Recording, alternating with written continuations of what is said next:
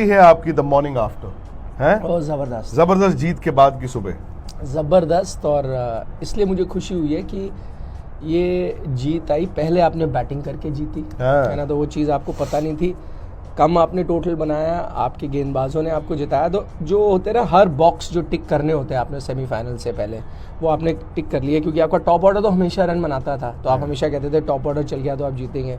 लेकिन अब आपके लोअर ऑर्डर ने भी कई मैचेस में रन बना दिए, खासतौर पर पिछले मैच में भाई श्रेयस अय्यर ने रन बनाया, हार्दिक ने बनाए, तो कहते थे ना इनको मौके नहीं मिल रहे, अक्षर पटेल ने बनाए, तो ये कहते थे ना इनको मौके नहीं मिलते, वो हो गया। दूसरा कहते थे मिडिल ओवर्स में विकेट नहीं आती, आई थिंक पाकिस्तान के खिलाफ भी कुलदीप ने निकाल दी थी मिडिल ओवर में, यहाँ पर तो सारी विकेटें ही मिडिल ओवर में आई। तो आई थिंक ऑल बॉक्सेस टिक, पूरी तरह तैयार, ऑल बॉक्सेस टिक्ड। और मैं अपने अमेरिकन पिस्ताचियोज उठा लूं, क्योंकि कल ना थकान बड़ी होगी, बड़ा टायरिंग था, मेंटली थोड़ा ड्रेनिंग भी था, बिकॉज एक स्टेज पे मैच फंसा हुआ था ना कि यार अब गए गए गए, क्या होगा क्या होगा क्या होगा। और उसके बाद जब इंडिया ने बॉल डाला, अच्छा लो जो स्कोर आप डिफेंड करते हैं, मुझे लगता है कि that brings the best out of the team, क्योंकि आपने चेज किया, सपोज 350 चेज कर दिया, ठीक है, 350 में हमेशा दो एस्पेक्ट से आप देखते हैं, आपकी बॉलरों की पिटाई भी हुई है, बॉलर्स का एक खराब दिन भी था, बट फिर दो बैट्समैन आए होंगे जिन्होंने 100 बनाए होंगे और उन्होंने फिर वो निकाल दी थी। लो स्कोरिंग गेम में क्या होता है निखिल, जब 11 बंदे second half of the game में 50 ओवर में मैदान पर उतरते हैं, कप्तान कहता है चलो जवानों, ठीक है, सिर्फ 250 रन है, और फिर एक एक बंदा फील्ड में जान लगाता है, मोटिवेटेड होता है, फिर बॉलर उधर से ये बॉलर उधर से वो, मतलब मुझे लगता है जब आप लो स्कोर डिफेंड करते हो, that brings the best out of the team, not individuals alone, team. और यही हुआ है कल आपके साथ। मुझे कहीं ना कहीं लगा कि टीम कॉन्फिडेंट भी थी उतने 249 बना के, क्योंकि ना हम थोड़े फिर भी कंफ्यूज हो गए थे, हमारे जहन में पाकिस्तान वाला मैच था, और जब इंडिया बैटिंग करी थी तो आपके कहीं ना कहीं जहन में वही जा रहा था, यार लोग गालियां निकाल रहे थे, है ना, रिजवान उस तरह बैटिंग कर रहा है या बाकी टीम सौद शकील उस तरह बैटिंग कर रहे हैं तो गड़बड़ है। लेकिन जब श्रेयस अय्यर भी उस तरह बैटिंग कर रहे थे या हार्दिक पांड्या भी रन आउट बॉल बैटिंग कर रहे थे, तो आपको कहीं ना कहीं एहसास हुआ कि यार ये, उस टाइम लगा आपको कि शायद आप भी उस तरह पाकिस्तान की तरह ना फंस गए हो। लेकिन हम फर्क एक भूल गए थे कि पाकिस्तान वाली पिच एकदम अलग थी, ये बांग्लादेश वाली पिच थी। तो बांग्लादेश ने जब 230 कुछ बनाए थे, आपको पता है इंडिया को प्रॉब्लम आ गई थी। सेम चीज जब 249 ये इन्होंने लगाए, तो ऐसा कहीं ना कहीं मुझे लगा इंडियन टीम कॉन्फिडेंट थी कि न्यूजीलैंड फंसेगा। अगर हम 230 पे फंस रहे थे बांग्लादेश के साथ, ये वैसी पिच है कि उस पर फंसेगा, इसीलिए शायद आपने 4 स्पिनर भी खिलाए। ये कमाल है वैसे, 4 स्पिनर खिलाने निखिल, ये आमतौर पे होता नहीं है। देखो हकीकत ये है कि इंडिया को एडवांटेज तो है, इंडिया को मालूम था कि दुबई हम खेल रहे हैं, और इंडिया ने जो अपनी 15 चुनी वो दुबई के लिहाज से चुनी। पहले आपने 4 स्पिनर थे, एंड वाले दिन आपने यशस्वी जायसवाल को ड्रॉप करके 5वां स्पिनर डाल दिया। और मैं, अगर आप पीछे जाएं, और इसीलिए मैं यार आप सबको ना एक बात कहता हूं, आपकी मर्जी है, आगे आपकी राय है, आपको एंटरटेनमेंट भी चाहिए होती है, ऑब्वियसली आप एंटरटेनमेंट लेते हो, कभी कभी मुझे लगता है कि हम एंटरटेनमेंट के अलावा ना क्रिकेट के लिहाज से सही भी होते हैं, ठीक है। आप एक महीना पीछे जाएं निखिल, उस टाइम पे वरुण चक्रवर्ती टीम में नहीं थे, और हम लोग चीख चीख के बोल रहे थे कि वरुण चक्रवर्ती को टीम में होना चाहिए, फिर वो आए भी। आप याद कीजिए, इसी स्पोर्ट्स तक पर, आज तक पर, इंडिया टुडे पे सुनील गावस्कर, उन्होंने क्या बोला, उन्होंने कहा 4 स्पिनर खिलाएं, वरुण चक्रवर्ती को लाएं और हर्षित राणा को बाहर करें। उस मैच में तो नहीं हुआ, क्योंकि उस मैच में शायद भारत को जरूरत नहीं थी, लेकिन एन मौके पे वो क्या हुआ होगा, वीडियो देख नहीं पाए ना, देखिए वो आपने जस्ट बिफोर मैच किया, उस तक टीम वीडियो वायरल बाद में होता है ना, अच्छा बुरा दोनों बाद में वायरल।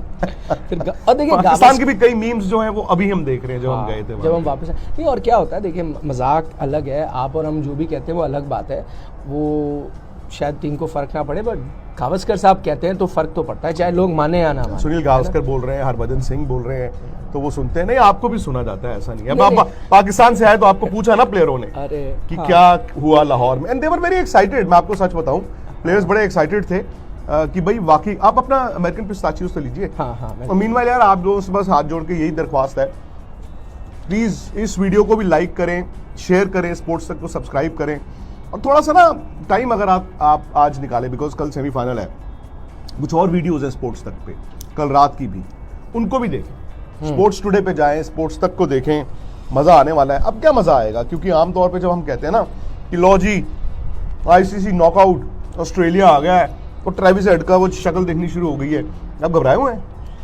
नहीं, अब नहीं घबराया। दो चीजें हैं उसके पीछे क्यों नहीं घबराया। एक तो ठीक है, सब लोग 19 नवंबर की बात करते हैं भाई, वो दिन शायद हर इंडियन क्रिकेट फैन भुलाना चाहेगा, लेकिन तब से अब तक काफ़ी समय बीत चुका है।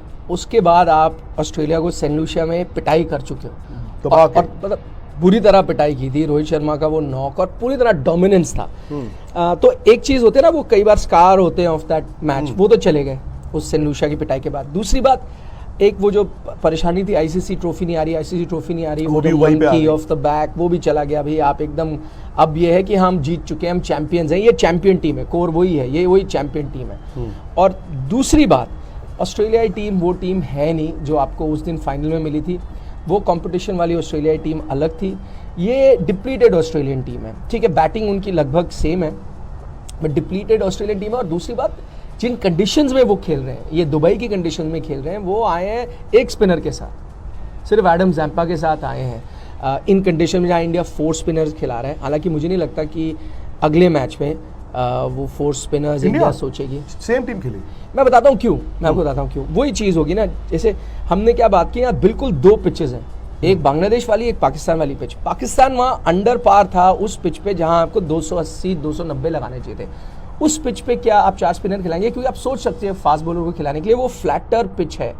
अगर ये वाली पिच बांग्लादेश वाली पिच हो तो आप 4 खिलाएंगे। मुझे जो पता चला है कि जो पिच यूज हो रही है, जो स्ट्रिप यूज हो रही है, वो पाकिस्तान वाले मैच वाली स्ट्रिप यूज हो रही है। मतलब गुड बैटिंग इस विनिंग कॉम्बिनेशन को बदल नहीं सकते। वरुण चक्रवर्ती तो शीशे में भी अगर बॉल डाल रहे होंगे, I agree, more often than not शीशे वाली विकेट पे भी वो आप उनको विकेट दे देंगे। और एक हवा है ना, हवा है, 5 लिए हैं बंदे ने, अब आप बाहर नहीं कर सकते। तो आप फिर 2 फास्ट बॉलर्स खिलाएंगे उस मैं सेम टीम खिलाऊंगा, सेम। देखो हार्दिक पांड्या, कल क्या हुआ, शामी और हार्दिक पांड्या ने मिलकर सिर्फ 8 ओवर डाले, मतलब एक बॉलर का कोटा भी उन्होंने नहीं डाला, ठीक है ना। और शामी भाई की आप फिटनेस, क्योंकि चलो ठीक है, वो टूर्नामेंट ये चल रहा है, मतलब मेरे हिसाब से शामी भाई और अपने हार्दिक डाल देंगे नया बॉल। उसके बाद 4 स्पिनर 40 ओवर वाले हैं, मतलब 4 स्पिनर 40 ओवर वाले हैं। और Varun Chakravarthy on a bad day क्या होगा निखिल, 50 रन दे देंगे, शायद बैड डे भी वो 2 आउट कर देंगे। ठीक है, तो कई बॉलर ऐसे होते हैं जिनका गुड डे जो होगा वो 50-60 रन और 2 विकेटें होंगी। तो यहां तो हम ये कह रहे हैं on a bad day Varun Chakravarthy 50-60 run खा लेंगे ज्यादा से ज्यादा, पर 2 आउट कर देंगे।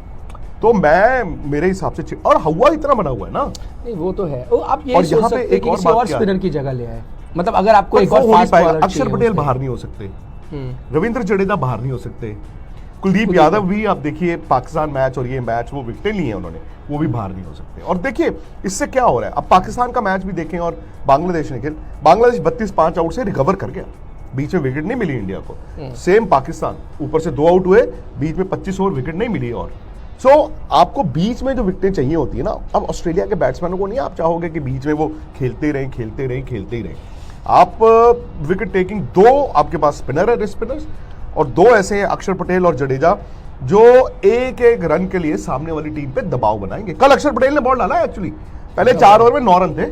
नहीं, जडेजा ने भी, हाँ, रविंद्र जडेजा हिट कर रहे थे बल्कि विकेट। और वरुण चक्रवर्ती ने कहा मैच के बाद, उन्होंने कहा ठीक है विकेटें मेरे को मिली है, लेकिन जो प्रेशर कुलदीप, जडेजा, अक्षर ने दूसरे एंड से डाला है उसकी वजह से मुझे विकेटें मिली। और सही है, मुझे याद आ रहा है जडेजा ने अपने स्पेल की पहली बॉल ही डाली थी, वो क्या ग्रिप और वो टर्न करी थी।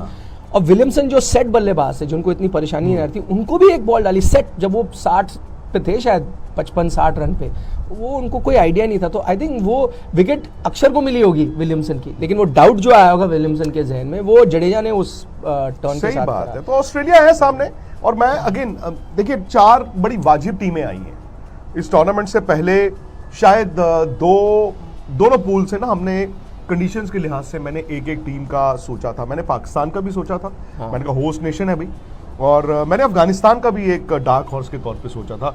अफगानिस्तान का थोड़ी सी किस्मत खराब हो गई, मतलब एक मैच वो अच्छा जीते, एक मैच में बरसात हो गई, खैर वो मैच शायद वो हार भी जाते।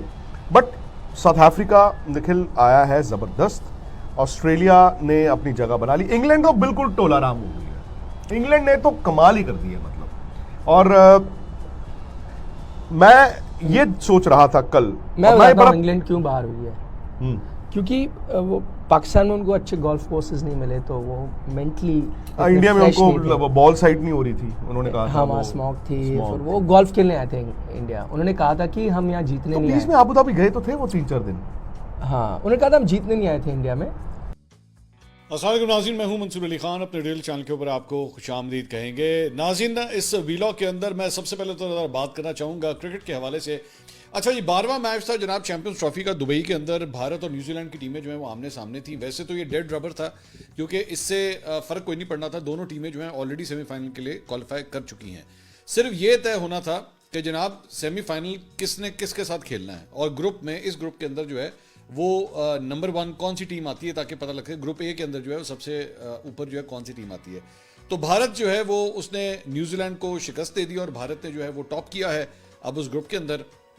और भारत का सेमीफाइनल जो है वो अब ऑस्ट्रेलिया के खिलाफ होगा और इधर ही होगा, दुबई के अंदर ही होगा। तो वैसे तो जब मैच रिजल्ट जो है वो लिखा जाएगा तो यही होगा कि भारत ने जो है वो न्यूजीलैंड को शिकस्त दे दी इस मैच के अंदर। मैं ज़रा थोड़ा सा मैच को डिस्कस कर लें, फिर उसके बाद ज़रा मैं कुछ एक और एंगल के ऊपर जो है मैं बात करना चाहूँगा।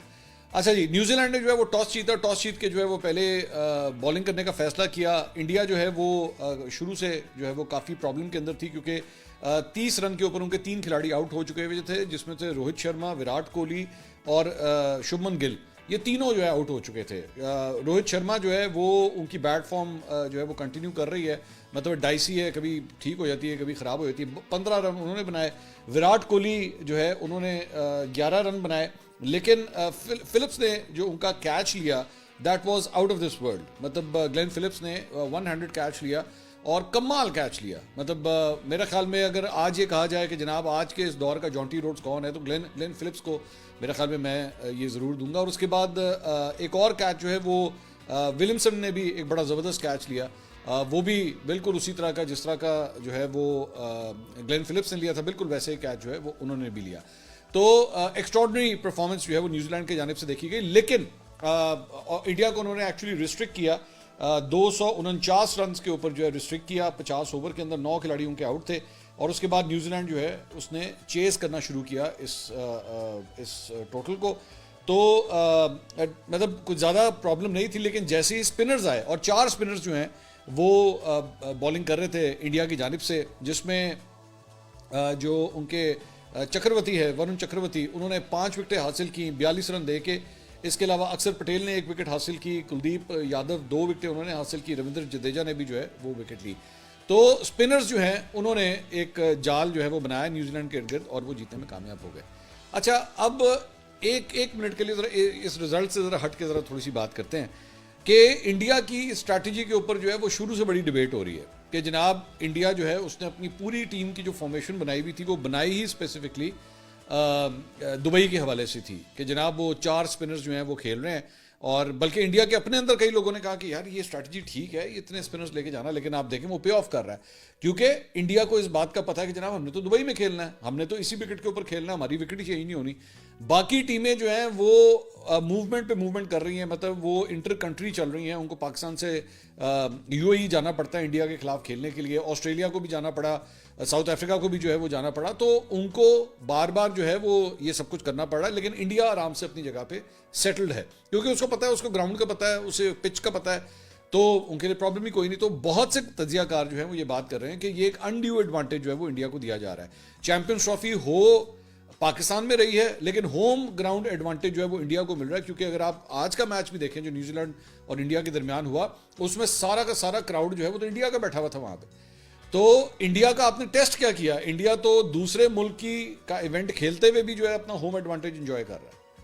तो बहुत से तजियाकार जो हैं, फॉर्मर क्रिकेटर्स भी इसके ऊपर सवाल उठा रहे हैं कि ये जो एक असर रसूख बन चुका हुआ है इंडिया का, भारतीय क्रिकेट बोर्ड का पूरे क्रिकेट के वर्ल्ड के ऊपर, इसको ख़त्म करने की ज़रूरत है। ये नहीं हो सकता कि बाकी पूरा क्रिकेट वर्ल्ड जो है वो इंडिया के मुताबिक जो है वो मूव करे। इनके नखरे ख़त्म करने होंगे, इनके नखरे मजीद इस तरह बर्दाश्त नहीं किए जा सकते। इंजमामुल हक का एक बड़ा अहम बयान जो है वो सामने आया, उन्होंने तो यहाँ तक भी कहा कि जी ये अगर इनके इंडिया के प्लेयर्स जो हैं वो दीगर बोर्ड्स के जो डोमेस्टिक जिस तरह PSL यहाँ पे होता है या IPL इंडिया में होता है या बांग्लादेश प्रीमियर लीग या बिग बैश ऑस्ट्रेलिया में होता है, अगर इंडियन क्रिकेटर्स वहाँ पे नहीं जाते तो ये लोग भी अपने क्रिकेटर्स जो हैं वो IPL के अंदर भेजना बंद करें।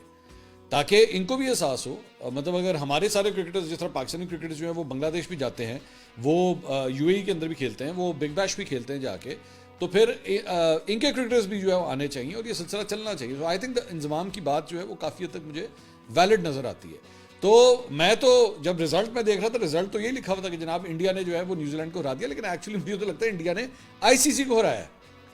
रोहित शर्मा को मोटा बोल देने वाले नेताओं से मेरी एक गुजारिश है कि सबसे पहले एक मैं आपको स्टैट दिखाता हूं, वो देख लीजिए, उसके बाद कुछ बोलिएगा।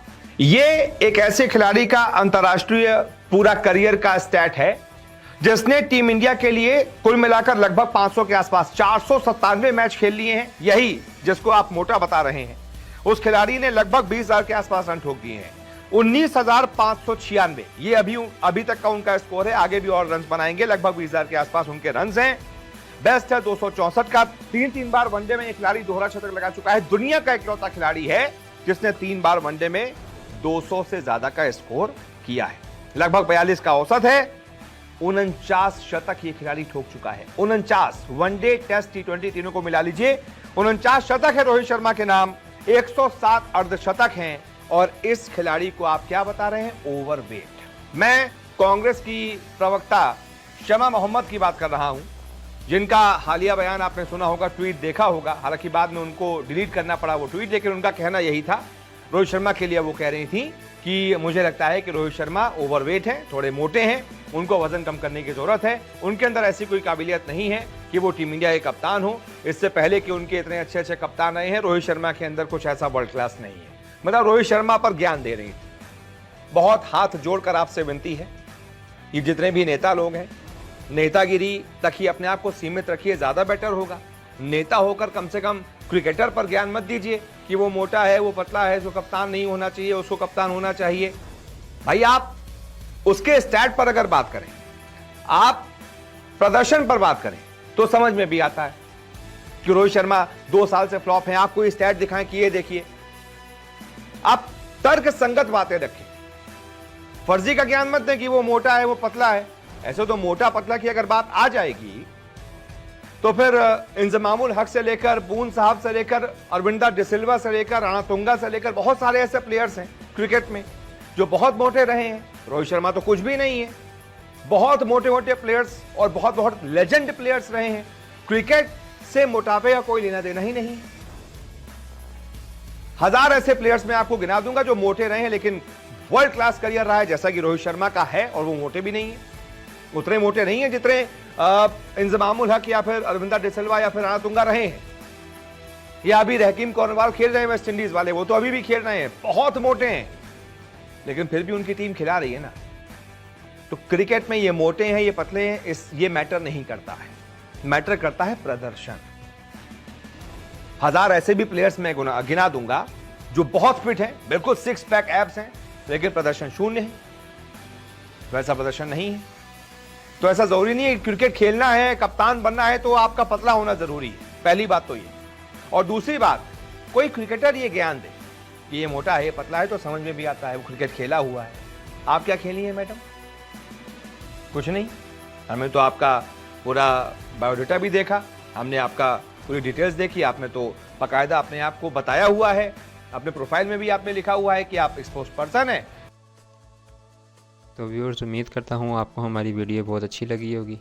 वीडियो अच्छी लगी हो तो वीडियो को लाइक और चैनल को सब्सक्राइब ज़रूर कीजिएगा और वीडियो को अपने दोस्तों से ज़रूर शेयर कीजिएगा। Thanks for watching. मिलते हैं नेक्स्ट वीडियो में बहुत जल्द।